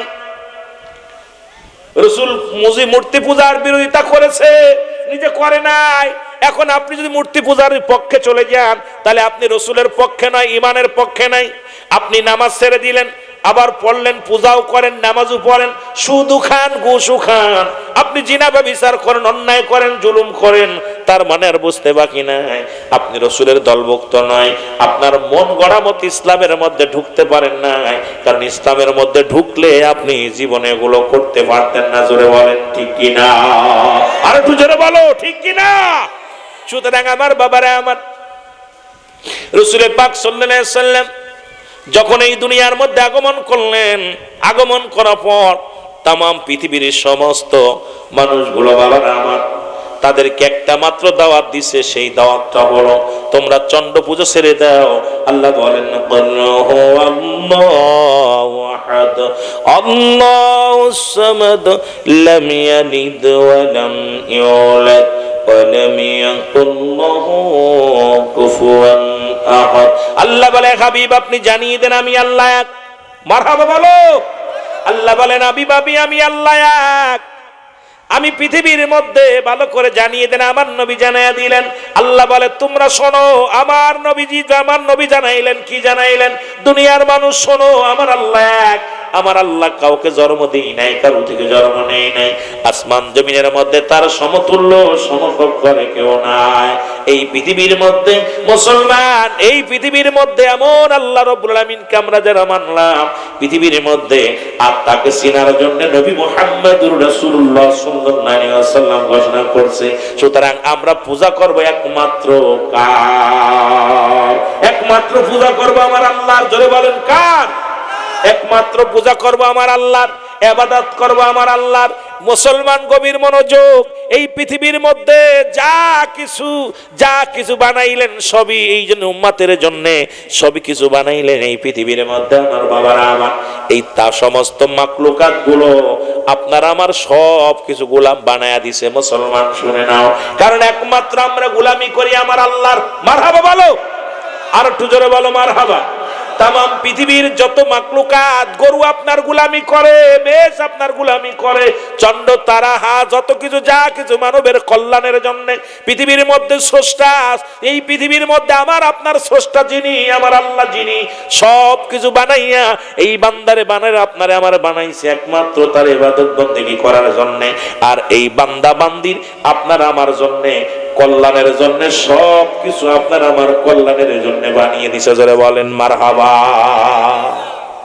আসমান বানাইছে আমার আপনার কল্যাণের জন্য, জমিন বানাইছে আপনার আমার কল্যাণের জন্য, পশু পাখি বানাইছে আপনার আমার কল্যাণের জন্য, গাছপালা দিয়েছে আমার আপনার কল্যাণের জন্য, এমনকি আপনার একজন অর্ধাঙ্গিনী বিবি, ওটাও আপনার জীবনের চাহিদার জন্য বানিয়ে দিয়েছে। জোরে বলেন ঠিক কিনা, আর একটু জোরে বলেন। আর এই বিবিটাও শান্তি পাবেন কখন, কথাগুলো বললে পারে মজা লাগবে মুসলমান। ওদিকে যাব না, আপনার বিবির উদাহরণটা দিলে আপনি বুঝতে পারবেন। আল্লাহ রাব্বুল আলামিন ওই আপনার বিবিকে পায়ের গোশত দিয়ে বানান নাই, হাতের গোশত দিয়ে বানান নাই, ও মুসলমান চোখের গোশত দিয়ে বানান নাই, মুখের গোশত দিয়ে বানান নাই। সুতরাং আমার আল্লাহ রাব্বুল আলামিন আপনার বিবিরে বানাইছে কিসের? আদম আলাইহিস সালামের পাজরের একটা হাড় দিয়ে। যখন সারা দিন ক্লান্ত হয়ে যান, আপনার বিবি যখন আপনার বুকে মাথা রাখে, দুনিয়ার সব দুঃখ ভুলে যান। জোরে বলেন ঠিক কিনা। মজার একটা বিষয় এখানে, আপনার অন্যদিকে খেয়াল দরকার নেই। গাছ এত রৌদ্র হলো, এই সেখানে দাঁড়াইলেন, এগুলো আপনার ছায়া দিল, বৃক্ষ যখন ছায়া দিল কত শান্তি লাগে। জোরে বলেন ঠিক কিনা। লাগে কি লাগে না? এই জন্য আপনারা অধিক উদাহরণ দরকার নাই, আপনার বিবিরা দিয়া উদাহরণ দিলাম একটা। যেমন এই পৃথিবীর মধ্যে রব্বুল আলামিন বলো, দুনিয়ার মানুষ শোনো, আমি আসমান যেমনি বানাইলাম এমনি তোমারে বানাই নাই। আসমান জমিনের মধ্যে যা কিছু আছে কুন আর ফায়াকুন, শুধু বললাম হয়ে যাও, কোন সঙ্গে সঙ্গে হয়েছে, ফায়াকুন বাইর হয়ে যাও। একটা দুইটা শব্দ আমি ব্যবহার করলাম, আমি আল্লাহ যা কিছু বানাইলাম সব কিছু খালি হুকুম দিলাম, হুকুমের সঙ্গে সঙ্গে হয়ে গেল।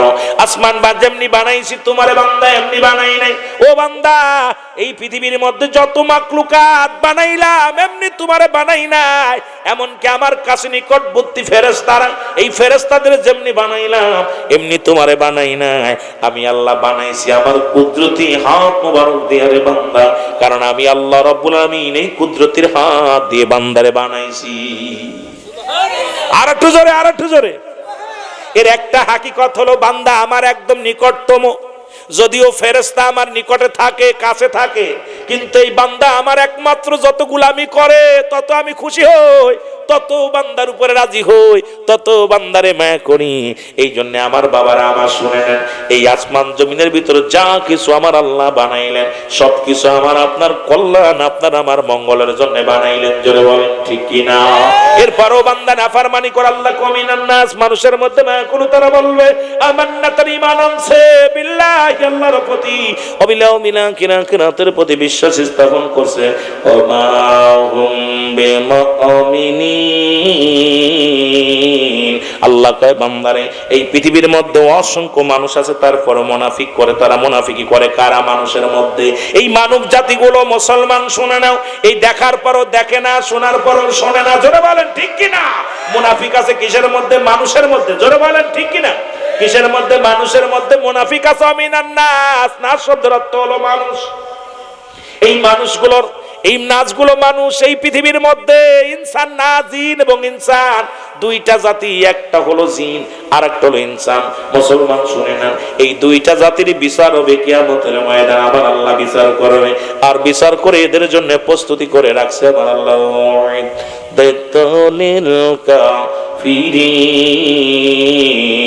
আল্লাহ কয় কাফের বেঈমান মুনাফিকদের জন্য আমি আল্লাহ প্রস্তুতি করে রাখলাম ৭টা জাহান্নাম। জোরে জোরে চিল্লায় বলা যাবে না আল্লাহু আকবার। সুতরাং আমার ভাইরা আমার, সময় আমি কেমনে দিব, টাইম তোর চলে গেছে দড়ির পরে। ও মুসলমান শোনো, অনেক কথাগুলো ছিল, তবে ওলিদের বিষয় যে কথা বলতেছিলাম, নবীদের দরজা বন্ধ, বর্তমান বেলায়েতের দরজা খোলা। মারহাবা বলো আর একটু জোরে। এখন বেলায়েত যারা মানে না, বেলায়েতের জামানার মহাসাধক মহাগুরু আমার দয়াল পীর খাজা বাবা সিদ্দাল্লামা বিশ্বরী ফরিদপুরি, যাদের কথা আল্লাহ পাক কুরআনুল কারীমের মধ্যে বয়ান করে সূরা ইউনূসের মধ্যে 11 নম্বর পারা 7 নম্বর আয়াত, আল্লাহ নিজে কালা শব্দান ইন্নানি চয় আলা ইন্নাউল্লাহি, আল্লাহ তরফ থেকে যারা ওলি হয় লা নাই খাউফুন শব্দের অর্থ হয় ওরা যদি অবস্থান করে ঘুম ওদের উপরে জানুন, তাদের কোনো চিন্তা নাই ভাবনা নাই। মেরকাত চলে মেরকাতের 10ম খণ্ড 722 নম্বর পৃষ্ঠা, তাফসীরুল বায়ান 5ম খণ্ড 524 নম্বর পৃষ্ঠা, আমার রাসূল বলে আলা সাবধান ইন্নানি চালা ইন্নাউল্লাহি, আল্লাহর তরফ থেকে যারা ওলি হয় লা ইয়ামুত, তাদের মৃত্যু নাই। সুতরাং এমন একজন মহাসাধক মহা মুসলমান এই দুনিয়ার মধ্যে বর্তমান বেলায়েত প্রাপ্ত ওলি, বেলায়েত প্রাপ্ত খোদা প্রাপ্ত একজন মহান সাধক, তিনি আর কেউ নয় খাজা বাবা সিদ্দাল্লামা ফরিদপুরি। জোরে জোরে চিল্লায় বলেন মারহাবা। এই মহাসাধকের মহাপবিত্র ফাতিহা শরীফ পহেলা মে 18 বৈশাখ কয়েক মিনিটের মধ্যে আপনাদেরকে ছেড়ে দিব, শুধু বুঝায়া দিয়ে যায় কথাগুলো। আমার হুজুর বলেন বাবা, পৃথিবীর মধ্যে আমার মা হারাইলাম, আমি এতিম হই নাই, আমার বাবারে হারাইলাম, আমি এতিম হই নাই, আমার মা বাবা দাদা দাদি সবাই রে হারাইলাম, পৃথিবীর মধ্যে আমি এতিম হই নাই, পৃথিবীর মধ্যে আমি এতিম হই নাই।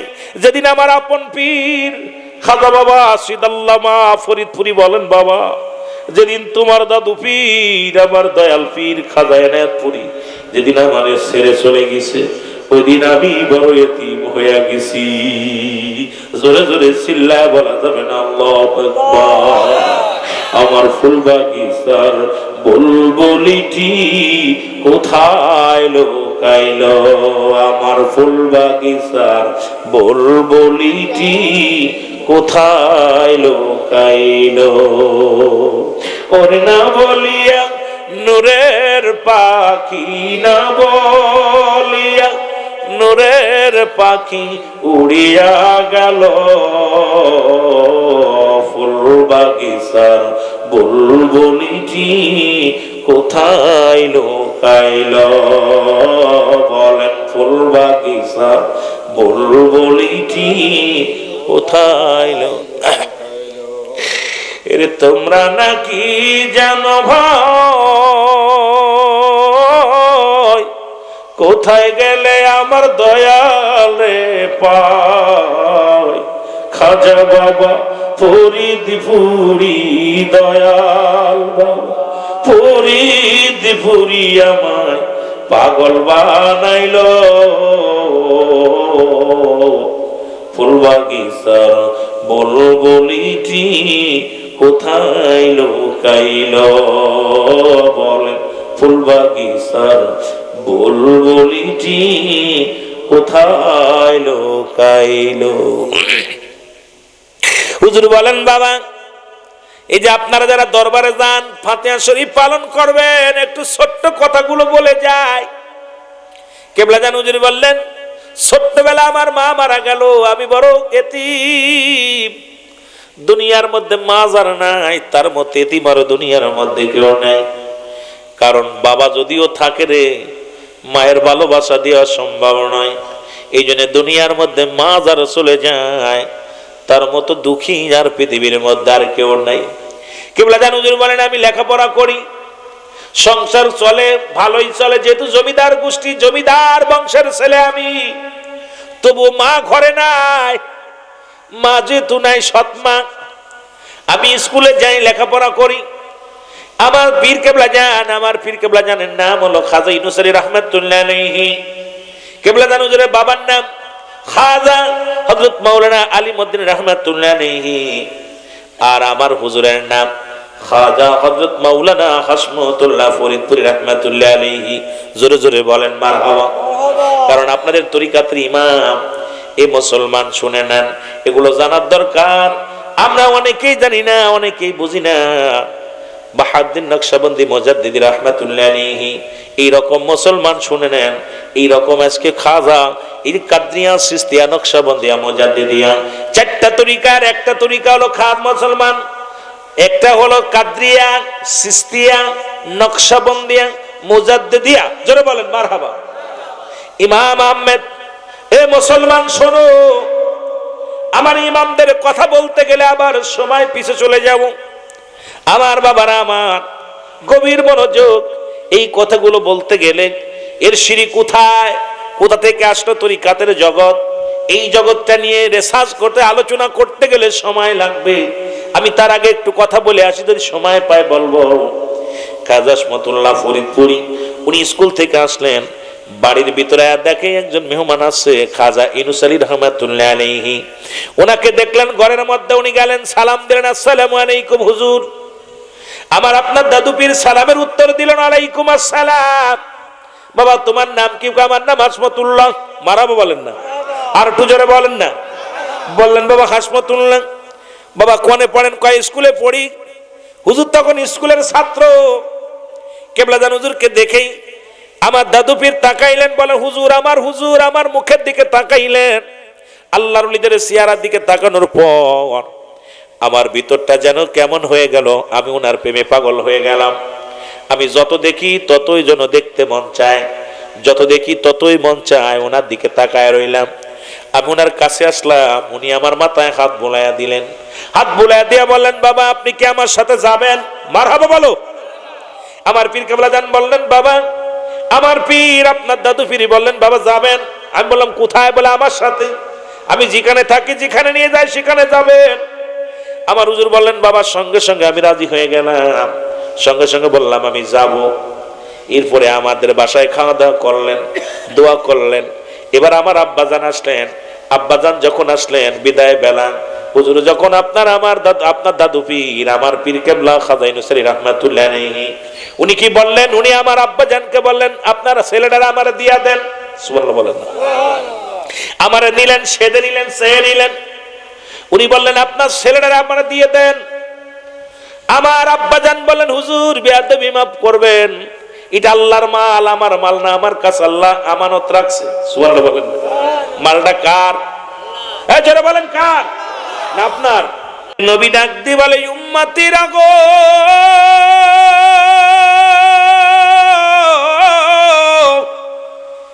এই দুনিয়ার মধ্যে আমি নবী আগমন করলাম আমার উম্মতের কল্যাণের জন্য। এর না ছিল আকাশ, না ছিল বাতাস, না ছিল কোন সৃষ্টিময়, রাসূল তোমারই কারণে বিশাল ভুবনে আমার আল্লাহ জির পরিচয়। আমার নবী কয়, আমার এই দুনিয়ার মধ্যে আমি আগমন করলাম আমার উম্মতের কল্যাণের জন্য। উম্মতিরা কেমনে চলবে, কেমনে মুসলমান শাদী করবে, কেমনে ব্যবসা করবে, কেমনে জীবন যাপন করবে, আমার হায়াতের জিন্দেগিটা আমি আমার উম্মতের জন্য মডেল হিসেবে আমি দুনিয়ার মধ্যে আল্লাহ আমারে পাঠায়। ও যুবক বন্ধুরা আমার, গভীর মনোযোগ, এই রাসূলকে পাইয়া আমরা বড় খুশি গো। আমার নবী উম্মতিরা রে, আমি নবী দুনিয়া থেকে বিদায় হয়ে গেলাম, এটা আমার উম্মতের জন্য কল্যাণ স্বরূপ। ওয়াফাতি খায়রুল লাকুম, নবী উম্মতিরা রে, আমি দুনিয়া থেকে বিদায় হইলাম, আমার উম্মতের জন্য কল্যাণ স্বরূপ। ওমামায়াতি খায়রুল লাকুম, নবী কয় উম্মতিরা গো, আমি নবী দুনিয়া থেকে বিদায় হলাম আমার উম্মতের কল্যাণের জন্য। কারণ এই দুনিয়া থেকে আমি নবী ইন্তেকাল করা একটা মাত্র উদ্দেশ্য, একটা মাত্র কারণ, আমার উম্মতের কান্ডারে আমি নবী, আমার উম্মতিরা যদি কোনো উম্মতিরা ভালো কর্ম করি, আমি নবীর সঙ্গে সঙ্গে রব্বে কারিমের দরবারে প্রশংসা করি। আজকে তাজউদ্দিন সরকার সর্দার ভাইয়ের বাড়ির মাহফিল, এ মুসলমান শোলকুপার জমিন জিনেইদা জেলার অন্তর্গত আজকের এই মাহফিলে যে আশিকেরা বসেছে, নবী অত্যন্ত খুশি হয়ে গেছে। গেছে, রব্বে কারিমকে ডাকতে বলে আমার আল্লাহ ওই জিনাদা জিলা শুল্কপা থানার অন্তর্গত তাজউদ্দিন সরদারের বাড়ির আঙ্গিনায় আমার কিছু আশেকরা আল্লাহ তোমার গুণগান, তোমার পাগল, আমি নবীর পাগল। আমার নবীজি প্রশংসা করে, ভালো কাজের প্রশংসা করে, আল্লাহর দরবার উম্মতের হয়ে প্রশংসা করে।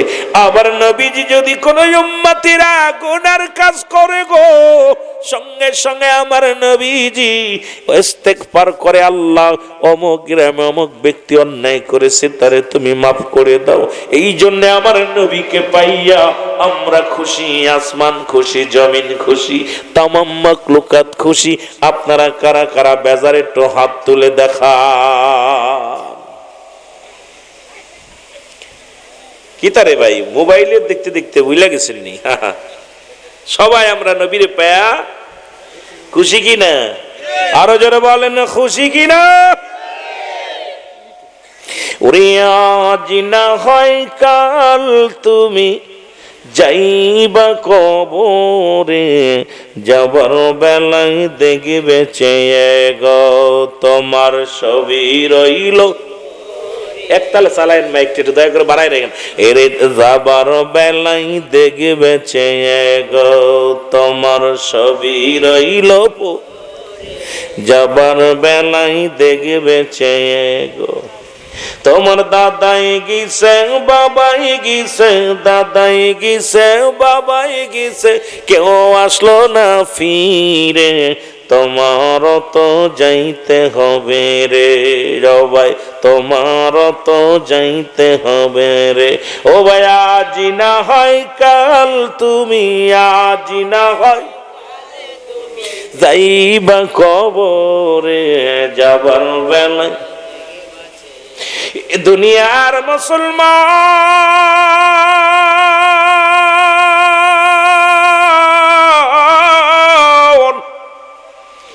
কখন যেন মালাকুল মউত আসে, কখন যেন ধরা পড়ে যায়।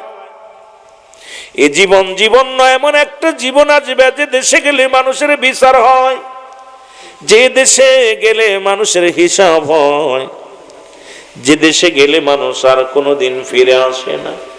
আমরা সেই দেশের যাত্রী। জোরে জোরে বলেন ঠিক কিনা? আর একটু জোরে বলেন ঠিক কিনা? ইরফার দুনিয়ার জিন্দেগি,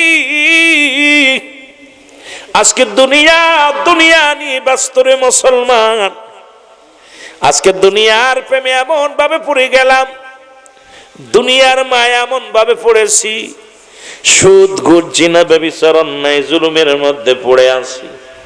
এই জমিনটা রব্বে কারিম রাখবেন। আমার আল্লাহ বলেন কুল্লু মান আলাইহা ফান, আল্লাহ কয় বান্দার এই জমিনটা আমি রাখবো না, এই জমিনের মধ্যে যা কিছু আছে সব আমি চূর্ণ বিচ্ছিন্ন করে দিব।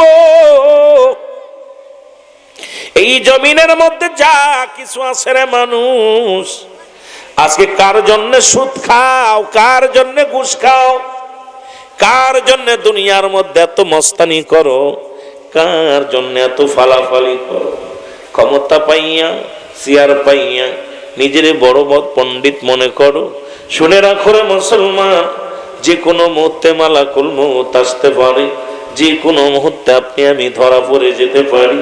রিজিকের মালিক দিছে আমার আল্লাহ, সেই রব্বে কারিমের গোলামি করো। যদি বাঁচতে চাও, যদি কবরে হাসরে মিজানে যদি বাঁচতে চাও, এই দুনিয়ার মধ্যে হালাল খায়া জীবন গড়ো, খোদা তাআলার গোলামি করে চলো। জোরে জোরে চিল্লায় বলেন ঠিক কিনা? এ যুবক, একটা কথা আমার মনে পড়ে গেল রে আমার বন্ধুরা, আমার গভীর মনোযোগ। রিজিকের মালিক কে?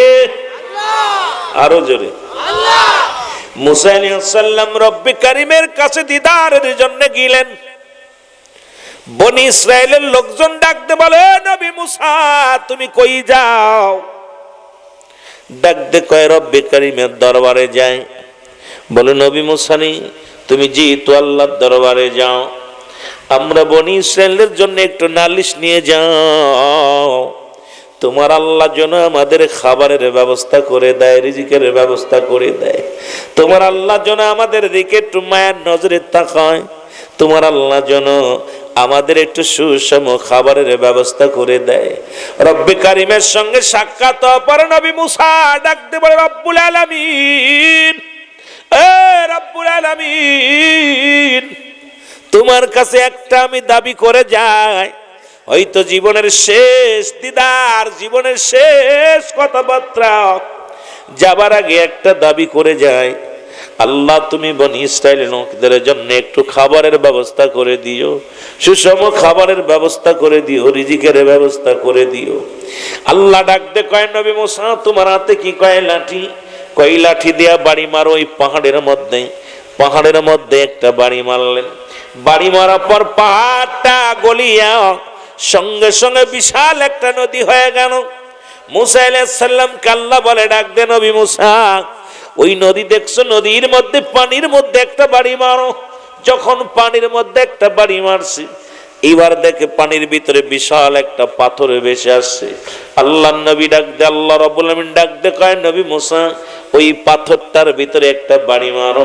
যখন হাতের লাঠি দিয়া পাথরটার মধ্যে একটা বাড়ি মারছে, মারার সঙ্গে সঙ্গে ভিতরে থেকে একটা তাজা হরিণ বাইর হয়ে আসছে। হরিণের মুখের মধ্যে তাজা ঘাস। এবার আমার আল্লাহ ডাক দে, কয় নবী মুসা কি দেখলাম? ডাক দে, আমার আল্লাহ পাহাড়ের মধ্যে নদী, নদীর মধ্যে পাথর, পাথরের মধ্যে হরিণ, হরিণের গালের মধ্যে আছে তাজা ঘাস। আমার আল্লাহ ডাক দে, কয় নবী মুসা শোনো, এই পৃথিবীর মধ্যে আমি হইলাম স্রষ্টা, তুমি হলে সৃষ্টি, সুতরাং তুমি একমাত্র বনি ইসরাইল নয়, পৃথিবীর মধ্যে যত মাখলুকাত আছে রিজিকের দায়িত্ব আমার, রিজিকের ফয়সালা করি আমি আল্লাহ। তুমি শুনে নাও, শুনে নাও, শুধু বনি ইসরাইল লোক নয়, পৃথিবীর সমস্ত মাখলুকাতকে খাওয়াই আমি। আমি হলাম রাজাক। জোরে জোরে চিল্লায় বলা যাবে না মারহাবা? আর একটু জোরে জোরে চিল্লায় বলা যাবে না আল্লাহু আকবার? কথা কি বোঝেন? এটা সুদ খোরেরা বুঝবো না, ঘুষ খোররা বুঝবো না, হারাম খোর তো জীবনেও বুঝবে না। হারাম খোর এ জীবনে মনে করে মনে হয় সুদ না খাইলে পেট চলবো না, ঘুষ না খাইলে পেট চলবো না। এই হারাম খোরদের আপনি যতই বুঝান কোনোদিনও বুঝবে না। রিজিকের মালিক কে? আরো জোরে বলেন কে? আল্লাহ। সুতরাং এই মাখলুকাতকে খাওয়ায় কে? আর একটু জোরে বলেন কে?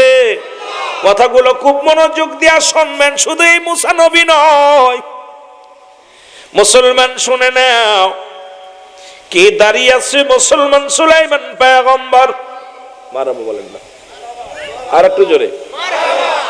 আমি ছোট ছোট কিছু কথা বলে আলোচনা শুরু করি আস্তে আস্তে। পয়গম্বর সুলাইমান, যাকে আল্লাহ তো পার দিয়েছিলেন, উনি লাঠি বর্দে দাঁড়িয়ে আছে একটা বিশাল একটা মরু প্রান্তরে। পয়গম্বর সুলাইমান দেখেন একটা পিপিলিকা মুখের মধ্যে একটা খাবার নিয়ে গুটি গুটি পায়ে সাগরের দিকে রওনা দিতেছে। পয়গম্বর সুলাইমান মনে করলেন পিপিলিকাটা পথ ভুল করেছে, সুতরাং পথটা ভুল করেছে নিশ্চিত। ও যুবক, পয়গম্বর সুলাইমান গুটি গুটি পা গাইতে লাগলেন। এবার পিপিলিকাটা সাগরের মধ্যে, যখন সাগরের কলেজে দাঁড়াইলেন, খুব খেয়াল, সাগরের কলেজে দাঁড়াইলেন, দাঁড়ানোর পর সাগরের ভিতরে থেকে একটা ব্যাঙ লাফ দিয়ে উঠে পড়ছে। ব্যাঙটা সে হাঁ করলেন আর পিপিলিকা তার মুখের মধ্যে চলে গেল। চিন্তা করে সুলাইমান পয়গম্বর, আল্লাহ এ কি দেখাইলাম? আরে এই পিপিলিকাটা এত কষ্ট করে একটা হার নিয়ে আসলো, তারে ব্যাঙটা খেয়ে ফেললো। কিছুক্ষণ পরে ব্যাঙটা আবার লাফ দিয়ে পানির উপর উঠলো, উঠিয়া যখন হা করে দিছে, ব্যাঙটা সঙ্গে সঙ্গে বাইর হয়ে গেছে। এবার সুলাইমান পয়গম্বর ডাক দিয়ে কয়, পিপিলিকা দাঁড়াও। কারণ সমস্ত পশু পাখির ভাষা বুঝতেন পয়গম্বর সুলাইমান। এবারে ডাক দিয়ে বলে, পিপিলিকা রে দাঁড়াও, তুমি আমারে বলো কারণটা কি বলো? তোমারে দেখলাম একটা হার নিয়ে একটা শস্য গালে করিয়া তুমি রওনা দিলা, তুমি এরপরে ব্যাঙের গালের মধ্যে গেলা। ব্যাঙটা যখন আবার পানির মধ্যে ডুবতে চলে গেল, আবার তোমাকে উঠায়া দিল, কারণটা কি? বিবিলিকা বলে, আল্লাহর পয়গম্বর সুলাইমান পয়গম্বর শোনো, আমার রব্বে কারীম রিজিকের মালিক এই সাগরের নিচে পাথরের মধ্যে একটা প্রাণী ধরা পড়ে আছে, একটা পোকা একটা পড়ে গেছে। এই পোকাটাকে খাওয়ানোর দায়িত্ব আল্লাহ দিছে আমারে। আমি সারা দিন ভরে মাঠ দিয়া কি করি? ওই রিজিক খুঁজি, শস্য দানা খুঁজি, আর ওই শস্য দানা গুলো নিয়ে সাগরের পাশে দাঁড়াই, যেহেতু আমি পানির নিচেই যাইতে পারি না। ওই ব্যাঙটা আসিয়া আমার নিয়ে যায়, আবার ওই প্রাণীটাকে খাবার খাওয়া, আবার ব্যাঙের গালের মধ্যে আসি, আবার আমাকে ছেড়ে দেয়। এইভাবে আমি প্রতিনিয়ত আজ কয়টা দিন আসা যাওয়া করি, কারণ ওই রিজিকের সন্ধান, রিজিকের মালিক হলো আমার আল্লাহ। জোরে জোরে চিল্লায় বলা যাবে না আমার হাওয়া। সুদখোরেরা, ঘুষখোরেরা, খুব খেয়াল, রিজিকের মালিক কে? খাওয়ায় কে? আরো জোরে, আল্লাহ। তুমি রিজিক দাতা, নাম তাই রজক, সব প্রাণীকে দাও গো রুজি, দাও তাই খোরাক। তোমার তরিফ তোমার গানে জেগে ওঠে বরবে আনে, বিলে ঝিলে মাঠে রুজি পায় যে পাখির ঝাঁক। মৌমাছিরা গুনগুনিয়ে যাই যে কাজে গান শুনিয়ে, পিঁপড়া পায় খুঁজে আহার কঠিন শ্রমে ময়দানে আর। এই জন্য আল্লাহ কাল কাসিম হাবিবুল্লাহ, দিন মজুরি মেহনতকারী যারা ঘাম ঝরায়, এরা হলো আমার বন্ধু। এখন আজকে দুনিয়ার মধ্যে মুসলমান বাবারা আমার, পৃথিবীর মধ্যে শ্রম দিবেন, আপনি শয়তানের বন্ধু হবেন না, আল্লাহর বন্ধু হবেন। এই ঘুষ সুদ ছাইরা দিয়া তুমি হালাল পথের রোজগার সন্ধানে বাইর হয়ে যাও। রব্বে কারীম খাবে, রব্বে কারীম বাঁচাইবে, রব্বে কারীম সব কিছু দান করবে। কিন্তু আমার দেশের মানুষের রব্বে কারীমকে ভুলে গেছে। এখন সুদের টাকা পাইয়া, ঘুষের টাকা পাইয়া রাতারাত ধনী হইতে চায়। ও যুবক, শুনে নাও। সুতরাং তুমি ফিরবে, একদিন তোমাকে যেতেই হবে অন্ধকার কবরে। সেই রব্বে কারীমের কাছে ধরা পড়তে হবে।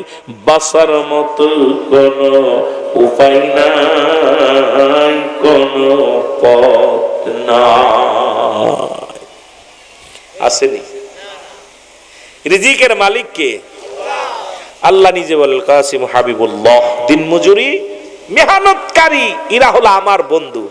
আপনারা ভ্যান চালক, রিক্সা চালক, দিন মজুরি যারা কাজ করেছেন, সবাই কার বন্ধু? আসতে সব করে কলাস নাকি? না সুদখোরের লগে মিশে গেছেন আপনারা? সুদ ঘুষ ছাইরা দিয়া যারা দিন মজুরি মেহনত করে, এরা কার বন্ধু? ঘোষণা কার? আল্লাহ নিজে বলতেছে। কিন্তু এই ঘুষখোরগের যতই বুঝান কাজ হইতো না, সুদখোরে যতই বুঝান কাজ হইব না। এই হারামখোর, হারাম খাইয়া দেহটা গড়ছে, ওদের ভিতরেও ভয় নাই, অন্তরে ভয় নাই, মরণের ভয় নাই, কবরের ভয় নাই। জোরে বলেন ঠিক কিনা? ওরে আজ না হয় কাল, তুমি আজ না হয় যাইবা কবরে, যাবার বেলায় দেখবে চেয়ে গো তোমার ছবি রইল। কষ্ট হচ্ছে আপনাদের? আরো জোরে বলেন, কষ্ট হচ্ছে? তরিকাতের ওয়াজ করবে, একটু ধৈর্য ধরেন, আস্তে আস্তে আমরা আগাই। অনেক ওয়াজ রয়েছে। কারণ কি তা কইলে আজান দিন, নামাজ পড়েননি, ফজর আসর আজকে কয় রাকাত পড়ছেন? কয়েকটা পড়ছেন? আরে আমার বাদান কয়েকটা পড়ছেন? পড়েন নাই, খালি আজান শুনতে ভালো লাগে। এই একটা গল্প শুনেছিলাম যে যত পারি তালি দিব, টাকা দিব না, তাই না ভাই? একজন মজমায় বইছে, আরেকটা গান গান যে গামু, টাকা দিছস? যত পারি তালি দিমু, টাকা দিতাম না। খালি আজান শুনবো, নামাজ শুনবো না, নামাজ পড়বো না। নামাজ এক ওয়াক্ত নামাজ কাজা দিলে 80 হুতবা পরিমাণ জাহান্নাম, যার এক হুতবা পরিমাণ হলো 2,88,00,000 বছর। নামাজ ওয়াজ শোনা ফরজ না, নামাজ শোনার ফরজ। আস্তে আস্তে নামাজ ফরজ, ওয়াজ শুনে নফল বন্দেগী শুনলে সব আছে, না শুনলে কোনো গুনাহ নাই।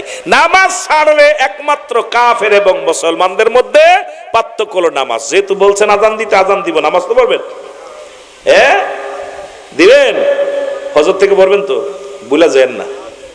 ফেরেশতা কিন্তু শুনছে, আল্লাহ শুনছে।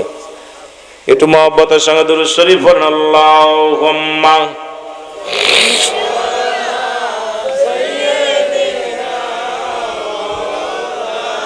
হাওয়ার গাড়ি হাওয়াই চলে, কলের গাড়ি তেলে চলে, ওর বিনা তেলে চালাই গাড়ি নবী সুলাইমান আমরা সেই মুসলমান আমরা তথ্যে মুসলমান। এই মুসলমান গভীর মনোযোগ, গভীর মনোযোগ, কথাগুলো খেয়াল করবেন। ধীরে ধীরে আলোচনায় যায়। আমার যুবক বন্ধুরা, আমার বাবারা, আমার জাকের ভাইয়েরা, আমার পর্দারের মা বোনেরা, সামনে আমার বাজানেরা, শুনবেন দিলের কান্ডা লাগায়। ও যুবক, সুলাইমান পয়গম্বর হযরত দাউদ আলাইহিস সালামের কলিজার টুকরা সন্তান।